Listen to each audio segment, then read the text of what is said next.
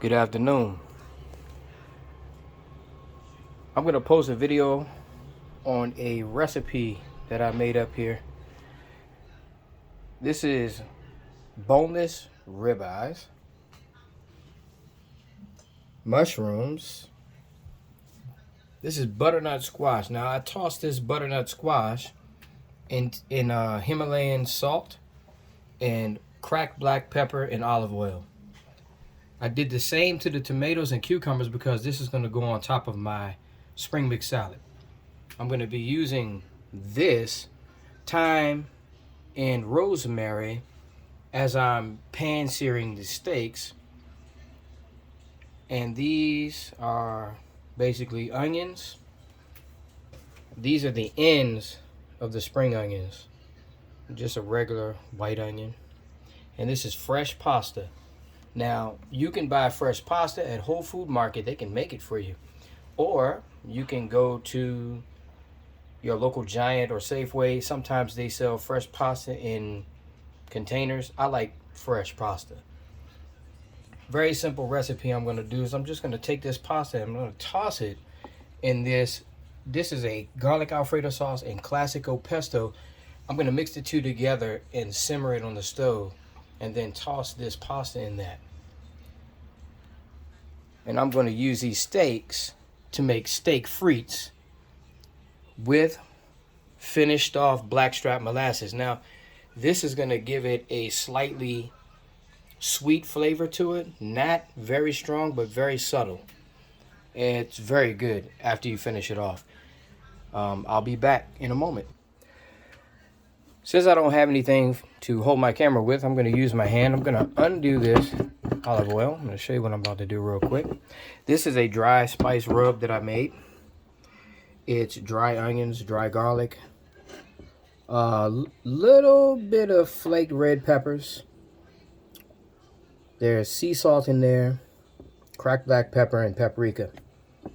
And a couple of little teeny bit of brown sugar. Not too much, just a little bit. What I'm going to do is I'm going to pour a little olive oil on top of each steak.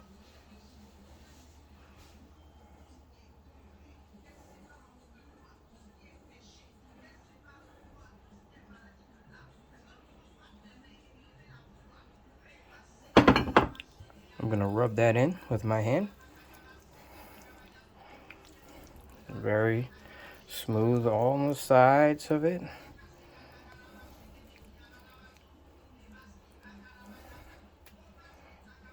All right. I'm going to take my dry rub seasoning mix. I'm just going to sprinkle it on top of each one on the first side.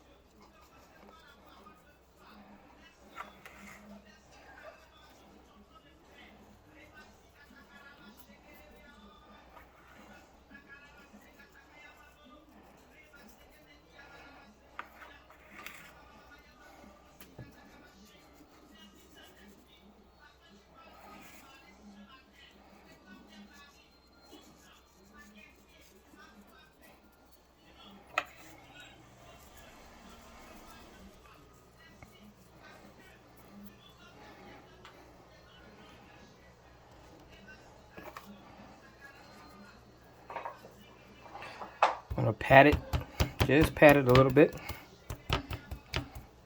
And then I'll be right back. While I'm back, I got to finish off one more thing here.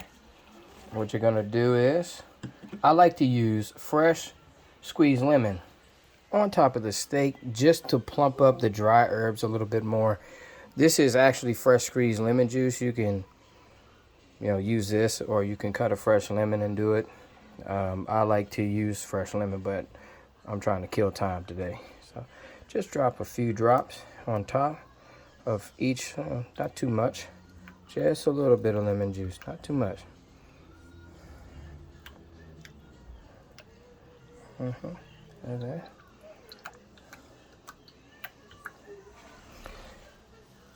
Then you're going to repeat on the other side.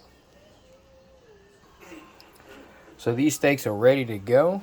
Okay. Let me go ahead and try to see if, okay. They're ready to go into the pan to be seared, but I'm going to let them sit for another 30 minutes because it's good to let your steak sit off for at least an hour before you start to pan sear it, because the center will be cold when you cook it. So you want like a good even temperature all around your whole steak. So let them sit off for an hour on the counter just like this on your cutting board. Right now I got my pasta water ready. I got a little bit of olive oil and I put some of this Himalayan salt. I love Himalayan salt. I used it. That'll help the water boil a little faster. I got my pans ready, and what I'm about to do now is I'm about to go ahead and roast this butternut squash. I'll be right back. So right now my pasta water is boiling less than 5 minutes. Look at that. I'm cooking on an electric cooktop, which I don't like. I like gas. But anyway, I got this pan heating. It should be almost hot enough right now to put the olive oil in the pan. I'm gonna go ahead and put some in now. Yep, it's starting to run a little bit, so that's good. Okay. And what I'm going to do now is I'm going to go ahead and I'm going to let it get a little bit more hot. And then I'm going to drop in that butternut squash and start roasting it.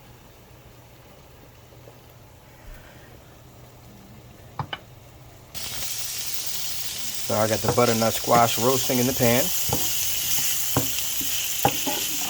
Smells so good.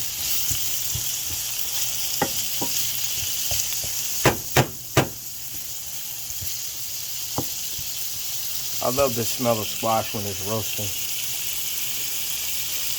Roast it on high until you get a little bit crisp on the outside. And then after that, cut it down, because it takes a while to roast butternut squash. It's a very hard squash. This one is going to be very tasty though. I'm about to drop my pasta in there. And I will do you like you do me. Here it is. Going in. That pasta is now in that water. I'm going to take my tongs and toss it a little bit just to, alright.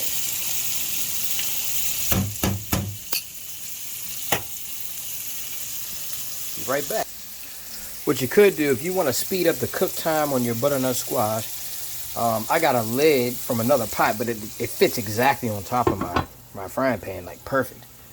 I top it, let it sit for a few minutes just to get some steam in there. Then I remove the lid to let it evaporate some, and then I toss it around. And that's if you don't have enough time. Right now I'm trying to do a short video, so that's why I put the lid on there, to get it softer faster. I'm heating up this pan now. It's probably almost hot enough. I'm gonna roast, or I'm gonna caramelize my onions, and that's what you want to put the onions in first before you put your mushrooms. If you like your mushrooms a little crunchy on the outside, you know, some people like their mushrooms soft. I don't. I like mine with a little bit of texture to it, a little firmness. So you will put the onions in first, which I'm about to do now. These onions here are in there. All right, that's it. They're not roasting. Well, I guess it's not that hot. That's okay. Okay, they are roasting here. You can hear it a little bit here.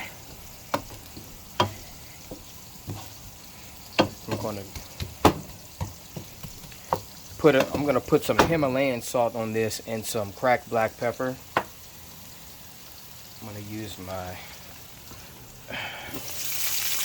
I only got one hand to use, guys, because I can't find the phone holder for my phone so I can do a video without having to hold my phone in my hand. But as you can see, they're getting a nice brown color on them. So now we're going to cut this thing down to about 5 on an electric stove. On a fire stove, you would put it on pretty much a little above simmer and continue to roast your squash. Pan roasted squash. I'm going to go ahead and retop it.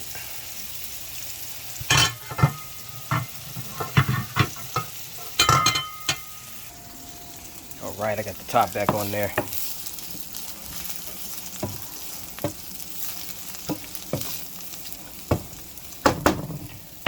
I'm going to grab my Himalayan salt back over here.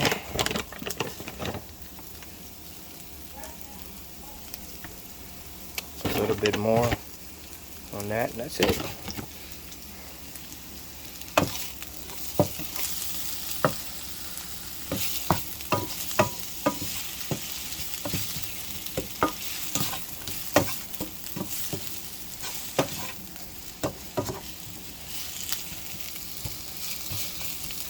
That pasta will be done soon.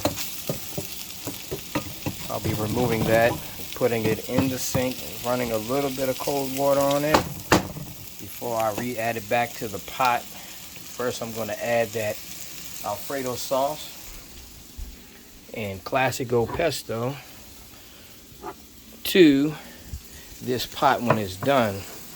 And then I'm going to put the pasta back in and toss it in there on a simmer. And then I'm going to cut it off so that it stays warm on the stove.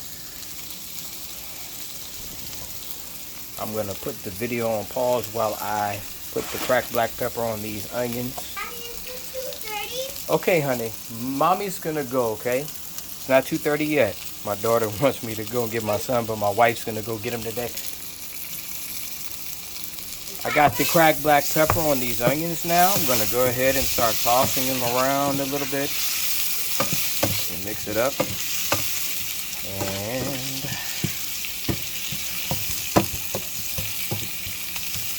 when you add the mushrooms to this, because I did put salt and cracked black pepper in there, you're going to add a little more salt and cracked black pepper to it once you add your mushrooms in here, which is I'm going to probably add them in the next 2 minutes or so.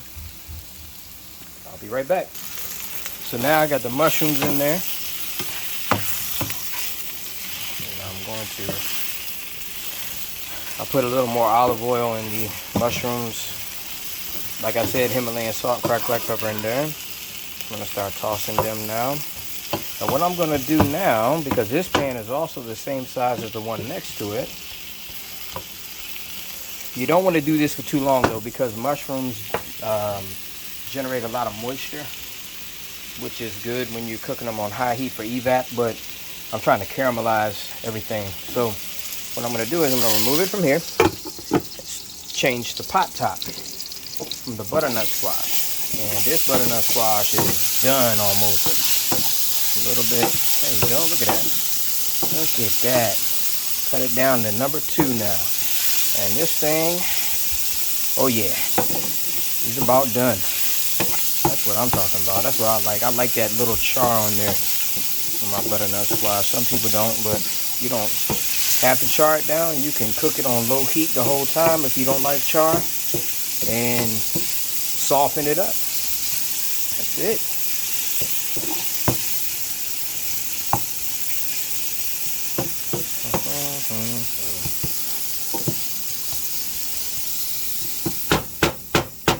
Right. So my pasta is now done. I ran cold water on it. I didn't want to cool it off too much. I just ran it off until it was warm. That's what you want. You want it to be warm. You don't want it to be cold. Okay, just warm. It's fresh pasta. Now this is the Alfredo sauce I put in the bottom of the pan. What I'm going to do now is I'm going to add the pesto to it. Once I add the pesto to it, I'll be right back and I'll show you what I'm doing. Okay, so these mushrooms and onions are ready to take off the heat. I'm going to put them in a dish and Stick them in a warmer. Keep them warm. Now, I got the pesto and the Alfredo sauce in the pan, and I'm warming it up. I'm using my little rubber spatula. I should get the bigger one, but that's okay. This is going to be Alfredo pesto. I normally put sun-dried tomatoes in there as well. Julienne cut from a jar that's soaking in olive oil. But I couldn't find any at the store, so I'm just gonna do the Alfredo pesto. Now the Alfredo sauce that I bought, let me go and get that jar. So it's Bertolli's garlic Alfredo and Classico pesto. So when that gets warm enough, which is actually starting to bubble a little bit because I had the burner up high, so let me keep stirring it. I don't want the sauce to stick to the bottom of the pot. Oh, by the way, just a little information here. I bought 3 of these, 3 different sizes. They can take up to 500 degrees heat on the stove, not direct to sitting like this, but using them to toss things in your pan, like if you're sauteing stuff and everything, they're good for that. They will not melt, they will not burn. Just don't let them sit and rest on the heat. They'll be perfectly fine. They can take heat.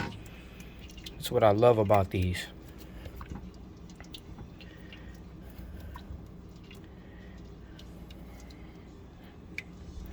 I'm gonna let this warm up, and then I'm gonna get the pasta and I'm gonna put it in and toss it. So now I got this pasta in there and tossed it some, coated it really good with the Alfredo and pesto. I'm gonna throw in, because it's hot, I have some fresh, I forgot to show you guys, Parmesan cheese, grated. And I like to put some in there. I put it on top of my salad as well. I love Parmesan on top of my salad. Yep, just do it like this and move that out the way. That's it. And then just coat it. Keep it simmering. I got it on number 2 now because I wanted to get hot quick and mix it a little faster than I was mixing it before, so that it doesn't stick to the bottom of the pot. And that cheese will melt on that pasta. Now that this stuff is almost finished, once I'm done with this, we're gonna get to the grand finale, the steak. While I got this pan heating up, it's starting to sizzle a little bit. I'm gonna get my stuff ready. This butter, I love this butter. This is Vital Farms butter, pasture raised, real butter. This is not margarine. I do not use margarine in my house. Margarine is not healthy, even though back in the day they used to tell us it was. And I got my blackstrap molasses ready. What I'm gonna do now is I'm gonna take my seasoned steak. Once this pan starts to get to the smoke point, and I'm gonna drop those steaks in there and I'm gonna start searing them. So these are boneless ribeye steaks. I got them in the pan, searing. You sear them on high heat for a couple of minutes on each side, then you cut. You burn it down because you don't want them to get too charred on either side. Because when you add that blackstrap molasses on top, just to coat it, it's gonna give it a nice flavor. You don't want no char flavor in with your blackstrap molasses. Make sure you're using a pan. This pan is a, they said, what the name is this thing, man? I bought it at Bed Bath & Beyond. It's actually a really good pan. Violetti, the name of it. Anyway, it's a non-stick pan without non-stick coating. The way they designed the pan is they made it rough inside. I can rub my finger on it a little bit. You can actually use metal in this non-stick pan without damaging the surface. So that's why I got this pan. After this pan sear here, I'm going to go ahead and turn them over now because I had them in for a couple of minutes already on one side. Got a little bit of char, but that's not too bad. Alright, there, that's good. I can only do 2 steaks at a time, even though I got 4 going.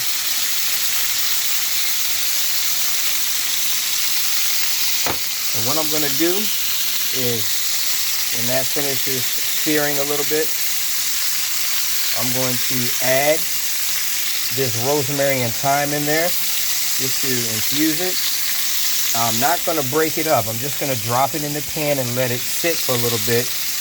And then I'm gonna take it out of the pan before I put the blackstrap molasses in, because you don't want that stuff in the pan with it. I'm gonna add this butter before I put the blackstrap molasses in. Now I'm starting to go ahead and infuse it with a little bit of rosemary flavor, get it in the oil a little bit, fry it up.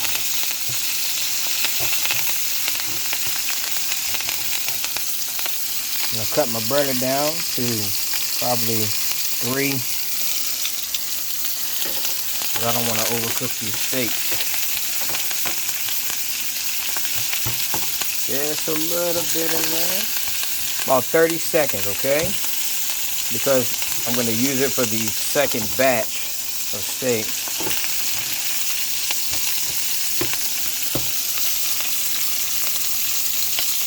It smells so good. Oh, wow. I'm going to go ahead and remove it now.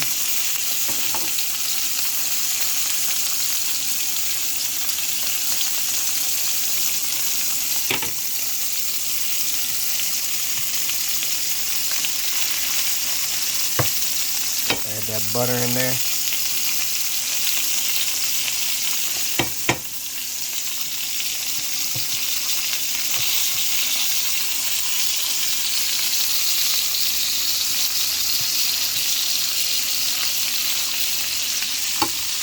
Right. Now I'm going to turn them back over one more time. And I'm going to let that butter melt a little bit.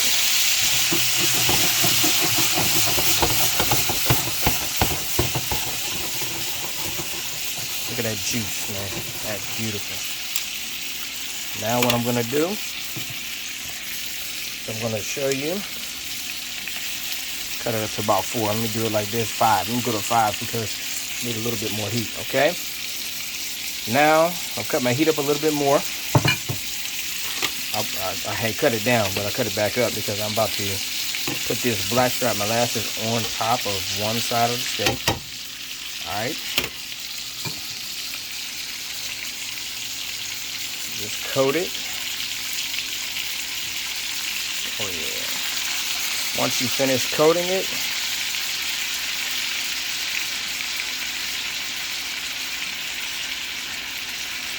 you're going to flip that over.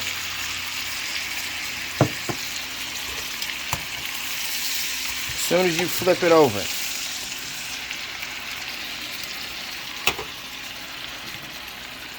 you're going to coat the other side.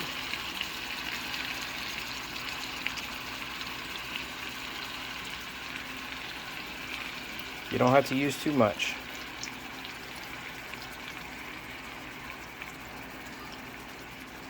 You're going to let it sit. Let it go ahead and do what it does.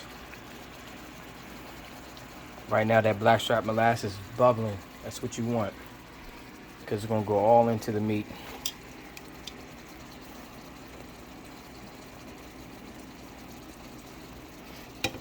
I'm going to flip it again on the other side. Just to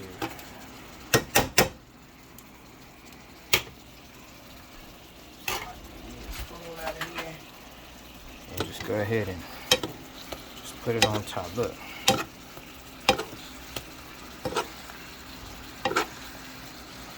Just a minute or so, because these are thin cut. So I'm going to take it off the heat.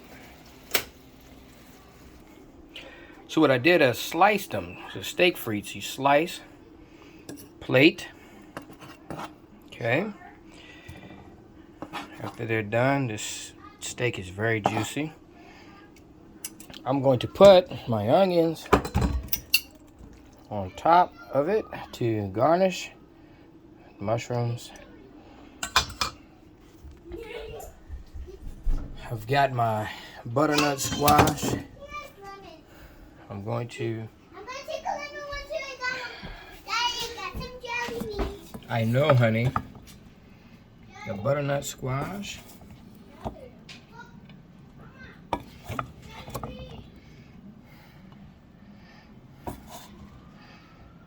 Yes, all right. So this is the finished product. The plate is ready. I got the pasta. I put some Parmesan Romano grated. This is my salad with my cheese on top, tomatoes and cucumbers inside. Use a dressing of your choice. I like this dressing that I got from Costco, actually. It was pretty good. I used it for a chicken marinade one day. It was actually pretty good, man. You season your chicken breast, lightly season it, and then you add this and you let it sit overnight and let that breast soak up this dressing. It is so good. It's got a, if you don't like sweet, it's got a little bit of a sweet taste to it. It says deep roasted sesame. It's actually pretty good. I like that on my salad. My wife, she likes the Brienne's Caesar with Asiago cheese. Yep, that's it. Everything is pretty much finished. I hope you guys enjoyed the video, and thank you, and God bless.